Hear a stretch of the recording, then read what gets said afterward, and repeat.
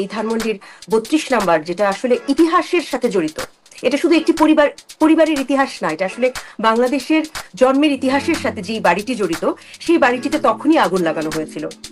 সেই তাৎক্ষণিক প্রতিক্রিয়া আর আজকের যে ঘটনাটা, আমি দুটাকে কখনোই এক করে দেখতে পারছি না। আমি একজন সাধারণ স্বাভাবিক চিন্তার মানুষ হিসেবে ওই দিনেরটাকে আমি ভাবছি যে একটি যখন একটা আন্দোলনে যখন জয়ী হয়েছে, তারা মনে করেছে জয়ের একটা প্রতিফলন হয়তো বা তারা সেবার দেখিয়েছিলেন, যে জয় থেকে একটা রাগ ও অভিমান বা যে কোনো ধরনের একটা প্রতিহিংসা দেখাতে গিয়ে সেইবার আগুন দিয়েছিল। কিন্তু আজকের বিষয়টি আমার কাছে মনে হয়েছে সম্পূর্ণ পরিকল্পিত। কারণ যে কথাটা বলা হচ্ছে, যে মানে আনিস ভাই বলছিলেন, যেটা ওনার কথার পথ ধরেই বলছি, যে 6 মাস পার হয়ে গেছে। হ্যাঁ, অবশ্যই আমরা মোটা দাগে আমরা শুনেছি, আমরা টেলিভিশনে দেখেছি, আমরা বিভিন্ন মাধ্যমে দেখেছি, গণমাধ্যমে দেখেছি, পালিয়ে গেছেন। আসলে ঠিক কিভাবে গেছেন এই কথাটিকে আসলে আমরা কোথাও প্রমাণ পেয়েছি? উনি পালিয়ে গেছেন এই কথাটাকে আমাদের রাষ্ট্রপতি বলেছেন, এই কথাটাকে আমাদের সেনাপ্রধান বলেছেন? মানে উনি পালিয়ে গেছেন এই শব্দটাই আমি আসলে নিশ্চিত নই। উনি চলে যেতে বাধ্য হয়েছেন, সেটা যে কারণেই হোক, সেটার ব্যাখ্যা উনিই দিতে পারবেন। আমরা শুনেছি যাবার আগে উনি কিছু ব্যাখ্যা দিয়ে যেতে চেয়েছিলেন, উনি একটা বক্তব্য রেকর্ড করে রেখে যেতে চেয়েছিলেন, আমরা সবাই শুনেছি। সেই সময়টা তাকে দেয়া হয়নি। তো ওনার নিশ্চয়ই কিভাবে উনি গেছেন সেটার একটা বক্তব্য ওনার পক্ষ থেকে উনি দেওয়ার চেষ্টা করেছেন। কিন্তু 6 মাস পার হয়ে গেছে, দলীয় নেতাকর্মীরা নানান বিপদে পড়েছে, নানানভাবে বিভিন্ন ধরনের অত্যাচারের সম্মুখীন হয়েছে, তাদের উপরে অত্যাচার করা হয়েছে নানান ধরনের। কিন্তু তারাও একটা আশা নিয়ে বসে আছে যে কবে তাদের নেতা তাদেরকে একটু দিক নির্দেশনা দিবেন বা তাদেরকে একটু আশার বাণী শোনাবেন। তো সেই আশার বাণী যদি শোনাতে চান তাদের নেতা, 6 মাস কি অনেক সময় না? মানে 6 মাস পর তিনি কিন্তু কি বক্তব্য দিবেন এটা না শুনেই যদি আমরা বলি যে না, বক্তব্যই দিতে দেওয়া হবে না, আগেই আমরা সব জ্বালিয়ে ফেলবো, সব গুড়িয়ে ফেলবো, ওনার বক্তব্যটা আগে শুনতাম আমরা, যে উনি আসলে উস্কানিমূলক কিছু বলছেন নাকি উনি শান্ত থাকতে বলছেন। ওনার দলের মানুষকেও তো উনি একটা আশার বাণী শোনাতে চান, শান্ত থাকতে বলতে চান, সবাইকে ধৈর্য ধরতে বলতে চান। এই যে ছাত্রলীগের কর্মীরা সাম্প্রতিককালে লিফলেট বিতরণ নিয়ে বিভিন্ন ধরনের লিফলেট বিলি করা মাত্রই তাদেরকে মারা হচ্ছে এবং তাদেরকে গ্রেফতার করা হচ্ছে। সেই লিফলেটে আসলে কি আছে এটা না জেনে আগেই কি মারতে হবে? লিফলেটে যদি উস্কানিমূলক কিছু থাকতো, সেখানে যদি ধ্বংসাত্মক কিছু থাকতো, তারপরে না তার বিচার। আমরা একটা ওই প্রবণতা থেকে কি আমরা কখনোই বের হব না, যে আগে অন্যায়টা কত দূর হলো তার আগেই আমরা, মানে যেটাকে মব জাস্টিস বা মব লিঞ্চিং বলে, আমরা কি সেই পথেই সারা জীবন হাঁটবো নাকি? এটাই আমার প্রশ্ন। আমি শুরুতেই বলেছিলাম যে আজকের ঘটনাটি সম্পূর্ণ পূর্ব পরিকল্পিত, এবং সেটারই প্রমাণটা আপনি একটু আগে দিলেন, যে পূর্ব পরিকল্পিত বলতে যে এটা ঘোষণা দিয়ে করা, এটা কোনো তাৎক্ষণিক প্রতিক্রিয়া নয়। ছাত্র জনতা বলা হচ্ছে সব গণমাধ্যমে, এটা ছাত্র জনতার কোনো তাৎক্ষণিক প্রতিক্রিয়া নয়, এটি বিভিন্ন মহল থেকে উস্কানি প্রাপ্ত একটি উদ্যোগ। এখন আমি যদি আসলে আমাদের উপদেষ্টা জনাব নাহিদ ইসলামের কথা বলি, তিনি যতদিন আসলে সমন্বয়ক পদে ছিলেন, যখন তিনি আন্দোলনরত ছিলেন, তখন তিনি সাধারণ মানুষের বা সাধারণ ছাত্রের কাতারে ছিলেন। কিন্তু যখনই তিনি উপদেষ্টা পদে তিনি যখন দায়িত্বপ্রাপ্ত হলেন, তখন কিন্তু আসলে তিনি কোনো রাজনৈতিক দলের উপদেষ্টা না, উনি তখন সরকারের উপদেষ্টা, উনি একজন সরকারি কর্মকর্তা বা উনি একজন গভর্নমেন্ট অফিসিয়াল। উনি কি আসলে এরকম ডাক দিতে পারেন? সেটা আমার জানা নেই। আমার মনে হয় না কোনো সরকারি পদে, দায়িত্বশীল পদে কর্মরত বা দায়িত্বরত কেউ এ ধরনের উস্কানিমূলক ডাক দিতে পারে। সেটা কোনো একজন ব্লগার দিতে পারেন হয়তো, বা দিলেও আইন শৃঙ্খলা রক্ষা বাহিনীর তো কিছু দায়িত্ব আছে বলে আমরা সবাই জানি। কিন্তু আমরা আজ মনে হয় ওনাদেরকে দর্শকের ভূমিকায় দেখেছি। কিন্তু আমি মনে করি না যে রাজনৈতিক কোনো বক্তব্য দেয়া হচ্ছিল বা রাজনৈতিক কর্মকাণ্ড সেইভাবে করে শুরু করা হচ্ছিল।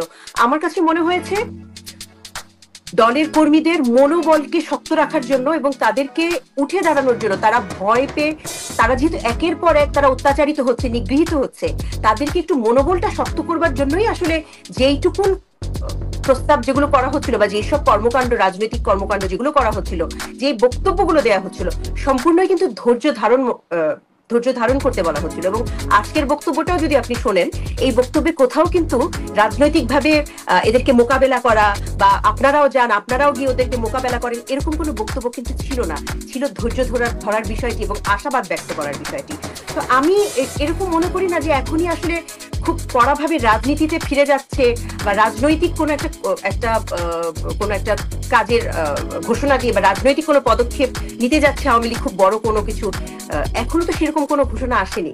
আর যে বলা হলো যে 15ই আগস্ট সবাইকে ডাকা হয়েছে, আমরা কি আসলে শুনেছি মানে আমাদের আওয়ামী লীগের সভানেত্রী কি আসলে 15ই আগস্ট উনি সবাইকে বলেছেন আপনারা সবাই 32 নম্বর অভিমুখে যান, এরকম কি কোনো উনি সরাসরি বলেছেন? আমার জানা নেই। আমরা বাঙালি জাতি বা আমরা এই এশিয়ান সাবকন্টিনেন্টে যদি বলি, আমাদের মধ্যে একটা পছন্দের ব্যাপারটাতে যদি আমরা যাই, আমরা তখন আসলে পরিবারের একজনকে যখন পছন্দ করি, আমরা তখন আশাই করি যে সেই পরিবারের বাকিরাও তার মতোই প্রজ্ঞাবান হবে বা তার মতোই গুণবান হবে। এটা শুধুমাত্র রাজনীতিতে না, এটা শিল্প সাহিত্যেও তাই। আমরা যে কোনো একজন বড় লেখকের কোন পরবর্তী প্রজন্ম লেখক হলো কিনা আমরা আশা করে বসে থাকি যে তারাই হবে। তো এটা আসলে আমি মনে করি না যে দলে গণতন্ত্র নাই। আমি আসলে দলের ভেতরের ঘটনা অত ভালোভাবে জানি না, তাই আমি বলতে পারছি না যে দলে গণতন্ত্র নেই কিনা। তবে আমি এটুকু জানি, হ্যাঁ, আমার পারিবারিক ভাবে আমার বাবা মা অবশ্যই আওয়ামী লীগের রাজনীতির সাথে জড়িত এবং আমি নিজে বঙ্গবন্ধুর একজন অসম্ভব ভক্ত মানুষ। আমি নিজে ব্যক্তিগতভাবে শেখ হাসিনারও একজন অসম্ভব ভক্ত। তো যেটা বলছিলাম, আমার কাছে মনে হয়েছে দলের কেউ আসলে ওইভাবে করে কখনো চিন্তাই করেননি যে ওনারও কোনো একটা ওনার কি বলবো বিকল্প কেউ হতে পারেন। তো সেটা চিন্তা করার অবশ্যই উচিত, কারণ একটা মানুষ তো আজীবন বেঁচে থাকেন না। সেই নেতৃত্ব তৈরি হওয়া উচিত, সেই নেতৃত্ব তৈরি করা উচিত। সেই নেতৃত্ব তৈরি করার সময় হয়তো বা এসেছিল এবং আমি নিশ্চিত বলতে ভাবছি যে আমি যতদূর চিনি ওনাদেরকে, যতদূর আমি দেখেছি, হয়তো ওনারা পরবর্তী নেতৃত্ব তৈরি করতেন। কিন্তু এখন যদি আমরা মানে 6 মাসও হয়নি উনি এখনই আসছেন কেন, তাহলে তো ওনাকে তো আসলে কাজ করতে বা ওনাকে ওনার দলটাকে সংগঠিত করতে বা কাউন্সিল করার জন্য হলেও বা পরবর্তী নেতৃত্ব ওনাকে তো আসলে আবার কাজ শুরু করতে হবে, ওনাকে কথা বলা শুরু করতে হবে, দলটাকেও কথা বলা শুরু করতে হবে। কিন্তু যে প্রসঙ্গটি বারবার আনিস আলমগীরের বক্তব্য থেকে উঠে এসেছে যে দলের সেকেন্ড পারসন, থার্ড পারসন বা প্রেসিডিয়ামের সদস্য অন্য সবাই কেউ কথা বলছেন না কেন? দলের মধ্যে কি ভাঙন, দলের মধ্যে কি তিনি নেতৃত্বের সংকট কিংবা দীর্ঘ মেয়াদে দল পরিচালনা করবার জন্য যে অসন্তোষ, যে সামাজিক যোগাযোগ মাধ্যমে অসংখ্য নতুন লেখা পাচ্ছি যেখানে সবাই বলছেন যে তৃণমূলের নেতাকর্মীরাই সবচেয়ে বেশি সংকটের মধ্যে পড়েছেন, কিন্তু যারা অর্থবিত্তশালী নেতাকর্মীরা মানে নেতারা রয়েছেন, যারা ব্যবসায়ী রয়েছেন, তারা বিভিন্ন সরকারের ছত্রছায়া থেকে বা আইন শৃঙ্খলা রক্ষাকারী বাহিনীর ছত্রছায়া থেকে অথবা অন্য রাজনৈতিক দলের সাথে একটা আন্ডারস্ট্যান্ডিং করে বাংলাদেশে রয়েছেন। তো এই বিষয়গুলোকে আপনি কি আদৌ মনে করেন যে রাজনীতিতে বিশুদ্ধকরণ প্রক্রিয়ার আদৌ সম্ভব? সেরকম একটা আশা তো আসলে সবাই করেছিল। আমরা একটি শব্দ গত 6 মাস থেকে বারবার শুনেছি, 6 মাসের একটু আগ থেকেই, যে সংস্কার। সেই শব্দটি আমার মনে হয় যে আসলে বাংলাদেশের কারো ডিকশনারিতেই আসলে নেই, শুধুমাত্র মুখেই আছে। এই সংস্কারের কোনো মানে সবাই আন্দোলনকারীরা যেমন ভেবেছিলেন, আমরাও তো চেয়েছি সংস্কার হোক। আমরা সবার পক্ষ থেকে বাংলাদেশের সমস্ত নাগরিক চাই যে অবশ্যই যে বিষয়গুলো ভালো না, যে বিষয়গুলো বদলে দেওয়া দরকার, সেই সংস্কারগুলো তো হবার আশা করেছিলাম, কিন্তু আমি তো সেই আশা দেখছি না এখন কোনো।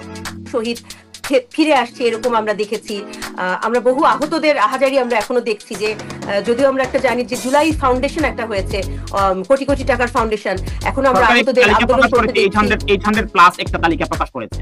তাহলে কেন এখনো বলা হচ্ছে যে 2000-এর অধিক মানুষ পাখির মতো গুলি করে মারা হয়েছে?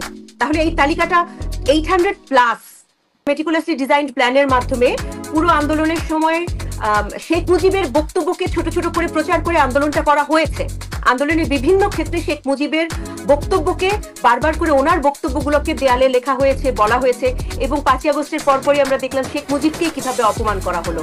এই প্ল্যানের পর যা এখন পর্যন্ত মানে ঠিক আছে, একজনকে অপসারণ করবারই যদি প্ল্যান থাকে, তিনি তো অপসারিত হয়ে গেছেন, তারপর তো একটা পরবর্তী প্ল্যান থাকবে।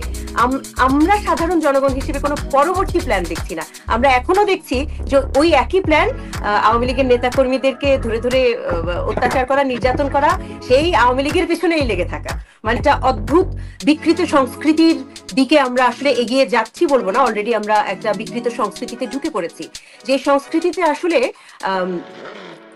সচিবালয় ঘেরাও করে আন্দোলন করলেই, কয়েকটি ছাত্র আন্দোলন করলেই এইচএসসি পরীক্ষা বাতিল হয়ে যায়, অটোপাস হয়ে যায়, যেখানে কয়েকটা দিন রাস্তায় বসে থাকলে যে কোনো আন্দোলন আসলে সফল হয়ে যায়। আমার কাছে মনে হচ্ছে যে এবারের এখন যেই সরকারটি চলছে, সেটা আনিস ভাইয়ের মতো আমি একইভাবে বলবো, আসলে যে কারা সরকার চালাচ্ছেন সেটা আমিও আসলে বুঝতে পারছি না।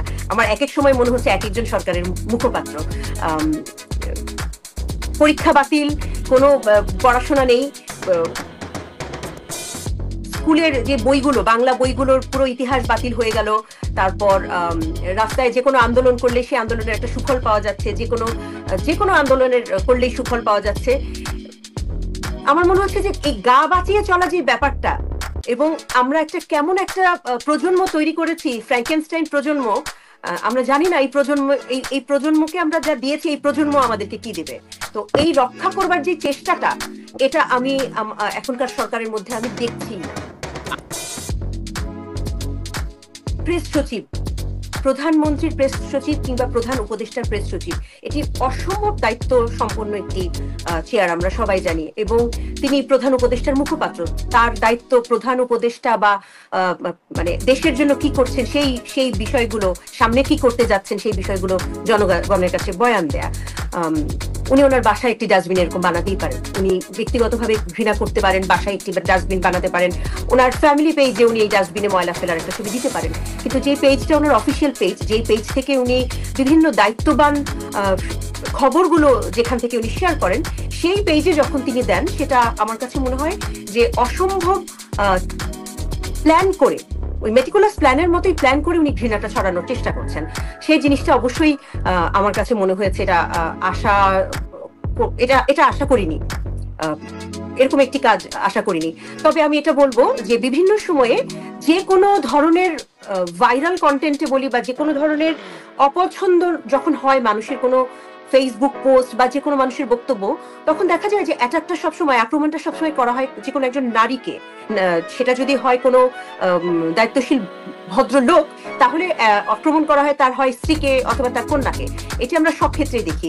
আজকে যদি এটা কোনো একটা দায়িত্বশীল ভদ্রমহিলাই কাজটি করতেন, তাহলে সেই ভদ্রমহিলাটাকেই অ্যাটাক করা হতো। যেটা আমরা দেখেছি যে লাল গালিচাই করে যখন আমাদের উপদেষ্টারা একটি খাল খনন করতে গেছেন, ওখানে 3 জন ছিল, কিন্তু আক্রমণ করা হয়েছে শুধুমাত্র নারী উপদেষ্টা যিনি ছিলেন তাকেই। তো এই সংস্কৃতিটাও আমাদের জাতিগত সমস্যা। এই সংস্কৃতিটা অবশ্যই আমি এটাকে কোনোভাবেই আমি সাপোর্ট করি না। কিন্তু উনি যে ব্যাখ্যাটা দিয়েছেন যে উনি সরাননি, আমার কাছে মনে হয়েছে উনি যে পোস্টটা দিয়েছিলেন, ওই পোস্টটা ওনার পেজে নেই। হ্যাঁ, এবং আমার কাছে যেরকম মনে হয়েছে, আনিস ভাই যেরকম বলেছেন যে ওনার মতো একটা দায়িত্বশীল জায়গায় থেকে এরকম একটা পোস্ট দেওয়া যায় না, আমার মনে হয়েছে উনিও সেটা বুঝতে পেরেছেন এবং এই জন্যই উনি পোস্টটা মুছে দিয়েছেন। এবং আমার কাছে আরেকটা জিনিস মনে হয়েছে যে উনি আসলে কাকে রিপ্রেজেন্ট করেন। বাংলাদেশের প্রধান উপদেষ্টার প্রেস সচিব কিন্তু প্রধান উপদেষ্টাকে রিপ্রেজেন্ট করেন। প্রধান উপদেষ্টার যা বলার প্রেস সচিবের মাধ্যমেই বলা হয়। এই বিষয়টাকে আসলে প্রধান উপদেষ্টার ইমেজকেও দেখাচ্ছে, ওনার ইমেজটাকে তো ক্ষুণ্ণ করবার কথা। ওনার কি আসলে একই মতামত? উনিও কি মনে করেন যে বাংলা একাডেমিটাকে এভাবে করেই সাজানো উচিত, সরকারি টাকায়, সরকারি পৃষ্ঠপোষকতা, এরকম একটা ঘৃণার সংস্কৃতিকে আসলে ছড়ানো উচিত কিনা? তো আমার কাছে ওনার বক্তব্য, উনি যে ব্যাখ্যাটা দিয়েছেন, সেই ব্যাখ্যার ওনার পোস্ট আমার কাছে দুটোকে মনে হয়েছে সাংঘর্ষিক। বাংলাদেশ ভালো নেই আসলে। বাংলাদেশকে ভালো রাখার দায়িত্ব শুধু আমরা যে কোনো কিছু হলেই আমরা সবসময় সরকারকে গালি দেই। আমরা এটাই করেছি। আমরা গত 15 বছর কি হয়েছে সেই গালিগুলো আমরা দিয়েছি। তারপর যদি আমরা ওই গালিটা দিয়ে যদি আমরা ক্ষান্ত থাকতাম এবং আমরা যদি আশা করতাম যে এখনকার সরকার ভালো কিছু করবে, আমরা যখন দেখছি যে এই সরকার কিছু করছে না, আমরা আবারও সরকারকেই গালি দিচ্ছি। আমরা মানুষ হিসেবে কখনো পরিবর্তন হই না, এটা আমাদের সবচেয়ে বড় দোষ আমি মনে করি। আমরা আমরা একটা প্রচন্ড অসুস্থ রাজনীতিতে আমরা নিজেরা বিশ্বাস করি, আমরা অসুস্থ সংস্কৃতিতে বিশ্বাস করি, সেটা সামাজিক যোগাযোগ মাধ্যম হোক, সেটা যে গ্রাফিতির অনেক প্রশংসা আমি বহু বিদেশিদের কাছে করবার চেষ্টা করেছি, সেই গ্রাফিতির মধ্যে থেকে জঘন্য জঘন্য সব ভাষা, বাংলা ভাষায় যে কি জঘন্য রকম গালি সেই গ্রাফিতিতে দেওয়া হয়েছে আমাদের সাবেক প্রধানমন্ত্রীর নাম জড়িয়ে। তো আমাদের মধ্যে যে এই নোংরামোটা মানুষ হিসেবে আমরা যেন সেটা ত্যাগ করতে পারি, সেরকম একটা আশা আমি বাংলাদেশের জনগণের কাছে রাখবো। এবং অভ্যন্তরীণ যেই আমাদের অভ্যন্তরীণ না, ইন্টারিম গভর্নমেন্ট আমাদের যে, তাদের কাছে ওনাদের কাছে আশা করব যে ওনারা আসলে জনগণ বলতে ওনারা যে ছাত্র জনতা এই করছে বলেন, ওনাদের দায়িত্ব আছে, ওনাদের যে দায়িত্বটা আছে সেই দায়িত্বটা ওনারা যেন একটু ঠিক মতো পালন করেন।